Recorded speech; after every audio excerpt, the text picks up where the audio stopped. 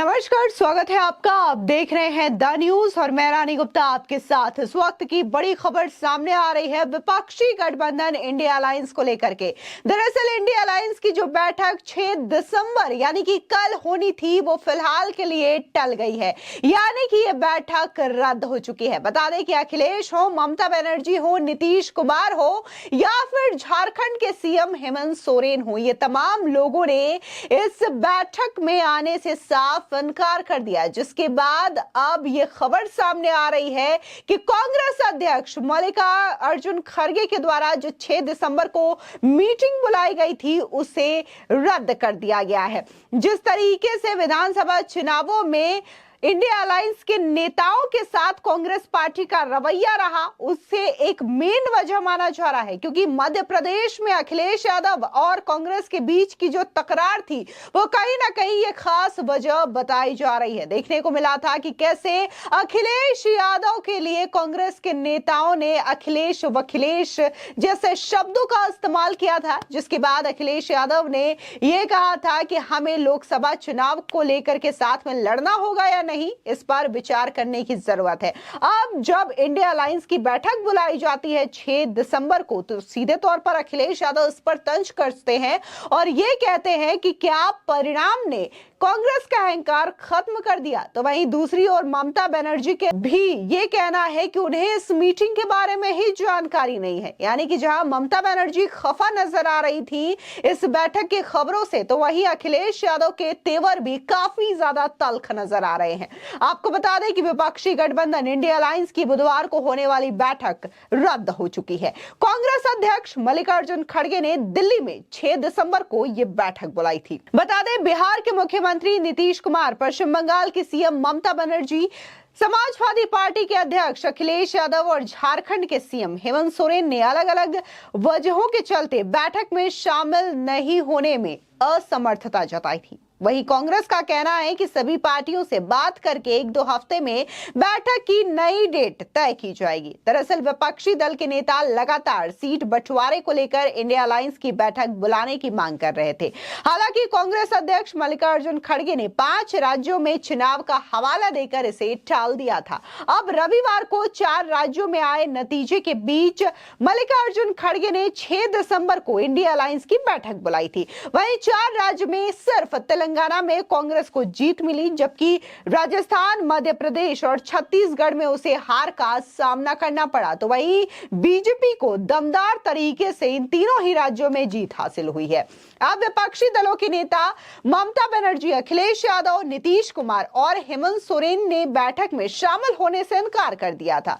वहीं नीतीश की जगह जेडीयू की ओर से ललन सिंह और संजय झा, तो अखिलेश की जगह सपा से राम गोपाल यादव की बैठक में होने की संभावना जताई गई थी। बता दें कांग्रेस का कहना है कि एमके स्टालिन, ममता बनर्जी और नीतीश कुमार ने अपनी अपनी वजहों से मीटिंग में शामिल होने में असमर्थता जताई थी।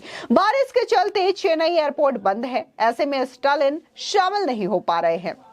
वहीं नीतीश कुमार की तबीयत ठीक नहीं है, जबकि ममता कार्यक्रमों में व्यस्त है। ऐसे में बैठक की समय बदलने का फैसला किया गया है। आपको बता दें कि जिस तरीके से इंडिया अलायंस बैठक में हिस्सा लेने की बात से तमाम जो बड़े नेता हैं वो इनकार कर रहे हैं, तो कहीं ना कहीं विधानसभा चुनावों में कांग्रेस का जो रवैया इन इंडिया अलायंस के नेताओं के साथ रहा है, इसको मेन वजह भी बताया जा रहा है। ममता बनर्जी ने इस बैठक में शामिल होने से इनकार करते हुए कहा कि मुझे इंडिया अलायंस की बैठक के बारे में कोई जानकारी ही नहीं है, किसी ने मुझे इस बैठक के बारे में नहीं बताया और ना ही इस संबंध में मुझे किसी ने कॉल करके सूचित किया है। उत्तरी बंगाल में मेरा 6 से 7 दिन का कार्यक्रम है, मैंने अन्य योजनाएं भी बनाई है। अगर अब वे मुझे बैठक के लिए बुलाते हैं तो मैं अपनी योजनाएं कैसे बदल सकती हूं। आपको बता दें दरअसल लोकसभा चुनाव से पहले बीजेपी और पीएम मोदी का मुकाबला करने के लिए कांग्रेस, टीएमसी, आरजेडी, जेडीयू, आम आदमी पार्टी, समाजवादी पार्टी, डीएमके समेत 26 विपक्षी दल एक साथ मिलकर के आए हैं। इन 26 विपक्षी दलों के गठबंधन को इंडिया अलायंस का नाम दिया गया है। वही इंडिया अलायंस की पहली बैठक पटना में हुई थी, जबकि दूसरी बेंगलुरु और तीसरी बैठक मुंबई में आयोजित की गई थी। खड़गे ने चौथी बैठक दिल्ली में 6 दिसंबर को बुलाई थी, लेकिन फिलहाल ये बैठक कैंसिल हो चुकी है। बता दें कि इन राज्यों में हार के बाद विपक्षी पार्टियां न सिर्फ कांग्रेस पर निशाना साध रही हैं, बल्कि इन राज्यों में विपक्षी दलों से गठबंधन न करने का खामियाजा भी बता रही है। दरअसल इंडिया अलायंस में शामिल रहते हुए समाजवादी पार्टी ने मध्य प्रदेश में अलग से चुनाव लड़ा था। पार्टी ने करीब 70 सीटों पर उम्मीदवार उतारे थे, लेकिन उत्साह से भरे कमलनाथ ने समाजवादी पार्टी से गठबंधन करने से साफ इनकार कर दिया था। इसे लेकर अखिलेश यादव ने नाराजगी जताई थी और कहा था कि लोकसभा चुनाव में साथ रहना है या नहीं, इस पर विचार करेंगे।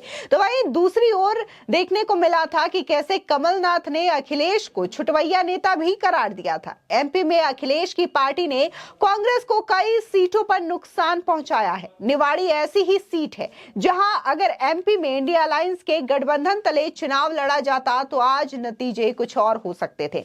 उधर 3 राज्यों में कांग्रेस की हार के बाद जेडीयू ने नीतीश कुमार को इंडिया अलायंस का चेहरा बनाने की मांग भी उठाई है।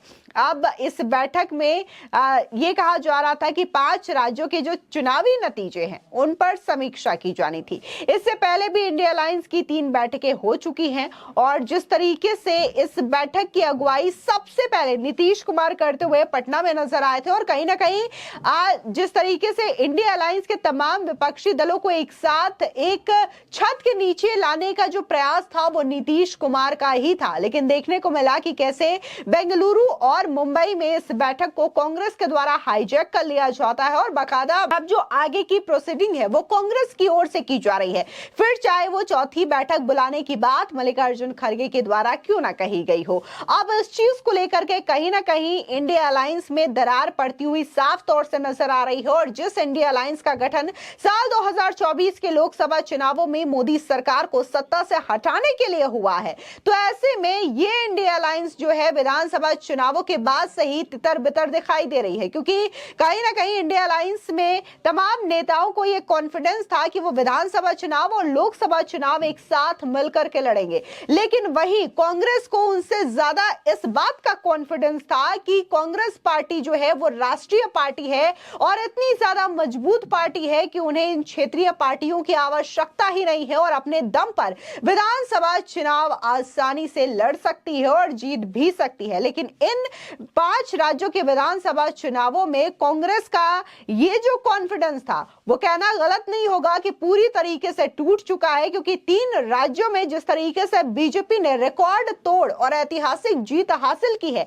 ये कांग्रेस के लिए करारा जवाब था, जिसकी वजह से देखने को मिला कि जैसे ही रविवार को चुनावी नतीजे और रुझान सामने आने लगे उसके बाद ही यह खबर सामने आती है कि 6 दिसंबर को मल्लिकार्जुन खड़गे ने इंडिया अलायंस की बैठक बुला ली है। इसके बाद से ही तमाम विपक्षी दल के जो बड़े नेता हैं वो लगातार कांग्रेस पर निशाना साधते हुए नजर आ रहे हैं और साफ तौर से यही कह रहे हैं कि कांग्रेस को इस बात का अहंकार था कि उन्हें इंडिया अलायंस के इन पार्टियों की आवश्यकता नहीं है, इन नेताओं की आवश्यकता नहीं है। लेकिन विधानसभा चुनावों के परिणामों से कांग्रेस ने ये बात जान ली है कि अब कांग्रेस की स्थिति क्या होने वाली है। फिलहाल इस पूरे मामले को लेकर के आपकी क्या राय है हमारे कमेंट सेक्शन में जरूर बताएं। धन्यवाद।